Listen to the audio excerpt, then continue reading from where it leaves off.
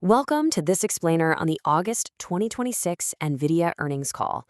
Today, we're diving into a genuinely fascinating narrative where massive, almost unbelievable financial growth is colliding head-on with the cold, hard physical reality of supply chains. If you want to understand where the AI industry is heading next, this is absolutely the most critical data set we have right now. So let's get into it. Okay, let's dive into this because the most consequential statement from NVIDIA's leadership wasn't even about the current quarter. Management preliminarily expects a staggering 70% revenue growth in fiscal year 2028. And here's the real kicker. They explicitly described this 70% growth as a supply-constrained outlook. Customer forecasts actually point to growth that could be, well, closer to doubling, honestly. But NVIDIA simply doesn't believe they can spin up enough physical supply to capture all that demand right now. To really grasp what management is saying here, picture the hottest restaurant in town. Every single table is full, and there is a massive line wrapping around the building outside. The problem for this restaurant isn't finding diners. The problem is finding enough tables, building a bigger kitchen, and hiring enough staff to actually serve everyone. That's exactly how Nvidia is presenting its AI compute business right now. Their biggest hurdle isn't convincing customers to buy. It's finding the physical infrastructure to actually build these systems. Section 1. The supply-constrained boom. Demand outpaces supply. To understand why this constraint is happening, we first need to look at the sheer scale of the boom. The Q2 metrics are just astonishing. Nvidia brought in $96.2 billion in total revenue. That is up 106% year over year. Data center revenue alone was $89 billion, up 117%. And what's truly incredible is that despite this massive influx of hardware flooding into the market, management claims that their compute is fully utilized across every cloud. Customers aren't just hoarding idle GPUs in a warehouse somewhere, they're putting every single one of them to work immediately. And this brilliantly illustrates exactly where that demand is coming from. While the giant hyperscale cloud providers still make up a massive $49 billion of the data center revenue, the ACIE segment, that stands for non-hyperscalers, so we're talking regional AI clouds, sovereign projects, and big enterprises, is absolutely exploding. That segment grew 138% year over year to hit $40 billion. So the customer base is broadening out incredibly fast. Section 2. The engine of demand. Agentic AI computing. So why is everyone, from giant hyperscalers to regional enterprises, buying up so much compute? Well, the answer lies in the shift from simple chatbots to agentic AI. Think about it. With a traditional chatbot, you ask one question, the model generates one answer. It's a simple one-to-one ratio. But with agentic AI, you're handing the system a complex job. That persistent software agent might plan, reason, call other software tools, check its own results, and self-correct over several hours. Because of all those background tasks, an agent uses 15 to 100 times more compute per task than a standard prompt. So even if the number of human users grows slowly from here on out, the compute consumed per user is skyrocketing. Section 3. Building the AI factory. NVIDIA's strategic pivot. To service this 100 times increase in compute demand, NVIDIA is fundamentally changing its business model. They aren't just making a chip anymore. They're essentially selling an entire integrated AI factory. Enter the Vera Rubin platform. This isn't some far-off concept. Production shipments actually began in August 2026. Management expects Rubin to represent about 20% of their data center revenue by Q3, which marks what is potentially the fastest product ramp in the company's entire history. And honestly, it's desperately needed, because Rubin offers a massive leap in efficiency. We're talking 30 times higher throughput per megawatt compared to previous generations. But NVIDIA isn't stopping at Rubin. They also discussed integrating Grok 3 LPX systems for ultra-fast inference. It helps to think of it like this. Vera Rubin is a massive, high-capacity highway, designed to move huge amounts of data throughput super efficiently. Grok, on the other hand, is like a specialized, ultra-fast express lane integrated right into that same platform.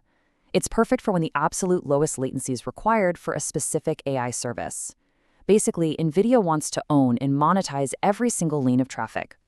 Now, what's really interesting about this is how NVIDIA is monetizing the physical constraints of the real world, specifically power. Electricity is scarce.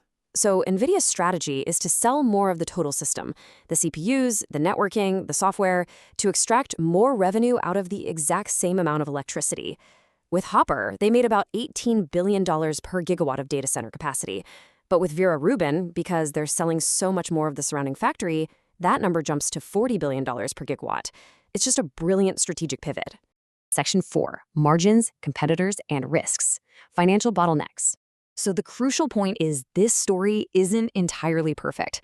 All of this rapid scaling comes with some very real growing pains and competitive risks. First is the threat of custom chips. Giant tech companies actually have enough scale to design their own specialized silicon, like OpenAI's Jalapeno project.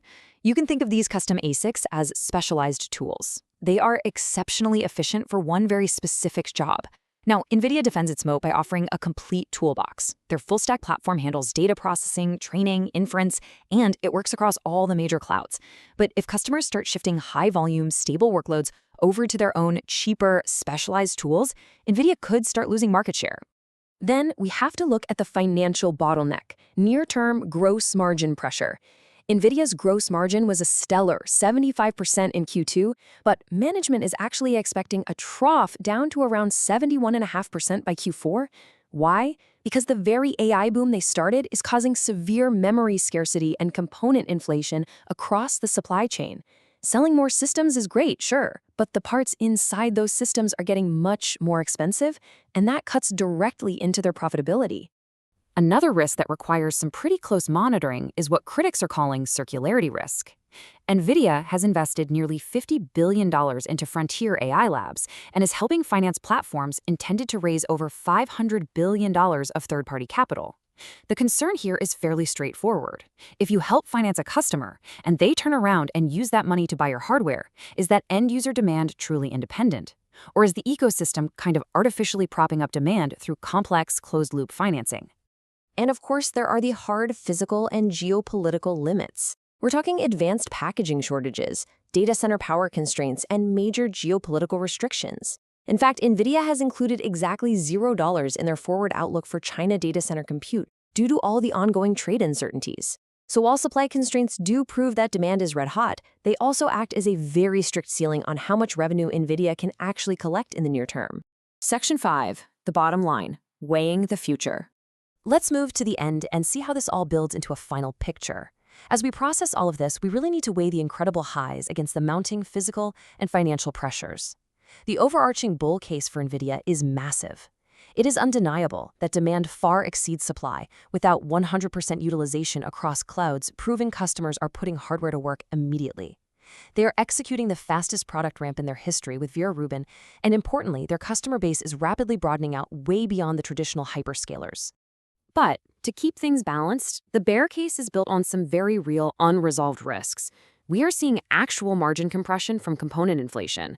Competition from custom ASICs is a serious long-term threat. The complex ecosystem financing definitely raises some valid questions about the true independence of customer demand. And ultimately, physical supply limits on power and memory cap the company's immediate, near-term potential. Which leaves us with this final, absolutely critical thought. The big question for the AI industry has fundamentally shifted. It's no longer, will people buy GPUs? The unconstrained demand proves that they absolutely will. The real question you should take away from this explainer is, can the ecosystem actually finance, power, and supply this massive physical build-out while still preserving those highly attractive margins? Keep that question top of mind as you watch the tech landscape unfold over the next year. Thanks for joining me for this explainer, and keep learning.